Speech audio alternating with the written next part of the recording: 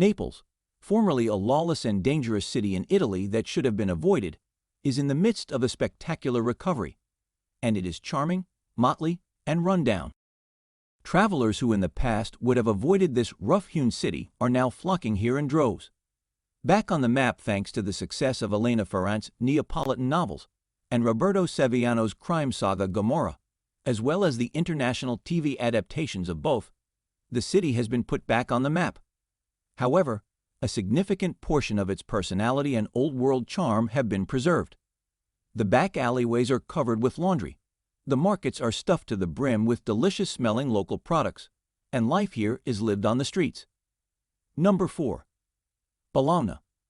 Bologna, which is known for its swelteringly hot summers, politics on the far left of the political spectrum, lovely terracotta structures, and all that food, glorious food, may very well be one of the most underappreciated city break locations in Europe. In point of fact, the cuisine alone would be reason enough to visit this city. Bologna, the capital of the Emilia-Romagna region, is the birthplace of traditional dishes such as mortadella, tortellini, and tagliatelle al ragu. After you've finished your meal, you should make the trek to the sanctuary of the Madonna di San Luca, which is located just outside the walls of the ancient city. Number 3. Milan. In recent years, the business center of Italy has seen a significant increase in the number of tourists visiting the city due to the rapid expansion of its public transportation system, as well as the construction of a large number of new structures created by renowned architects. The city has recently undergone a renaissance, which includes the opening of hip bars, cool restaurants, cool cultural centers, and so on. It is no more only a great spot to stock up on the most recent styles of footwear. The fact that Leonardo da Vinci, a Renaissance man, was responsible for the city's intricate network of canals, as well as parts of the brilliant Castello Sforzesco, and also, simply making Milan historically a really artsy and creative place to be. All of this feels very natural. Number 2. Sardinia. Sardinia is a destination that caters to a diverse range of vacation needs. Beachgoers will fall head over heels in love with the pristine sands and water that is an impossible shade of blue that can be found along the Costa Smeralda and the south coast of the island.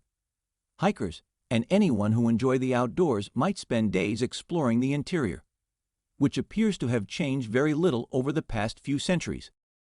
In addition, foodies have the opportunity to indulge in some of Italy's most delicious seafood and some of the country's most delicious veggies. No matter what sort of excursion you have in mind, there is no shortage of picture-perfect lodging available to turn your trip into a genuinely unforgettable experience. Number 1. Sicily. Sun-soaked Sicily is an island that seems to be from another universe and has a personality that is separate from the rest of southern Italy. It is located just off the toe of Italy's boot. Visitors have the opportunity to hike the slopes of Mount Etna and sip the wine that is produced there, get lost in the maze-like Baroque towns of Noto, Modica, and Ragusa, feast on fresh seafood on Ortigia Island, sunbathe on the island's countless beautiful beaches, or let the hours pass eating granita and cannoli in pretty squares. All of these activities can be found on the island of Sicily. The entire island is covered in magnificent ruins and ancient sites, many of which date all the way back to when the ancient Greeks inhabited the area. So guys, that was it for this video. What did you think about the video? Let us know in the comment section below. If you are new to our channel, be sure to subscribe and ring that notification bell to get notified about our latest videos. Thanks for watching.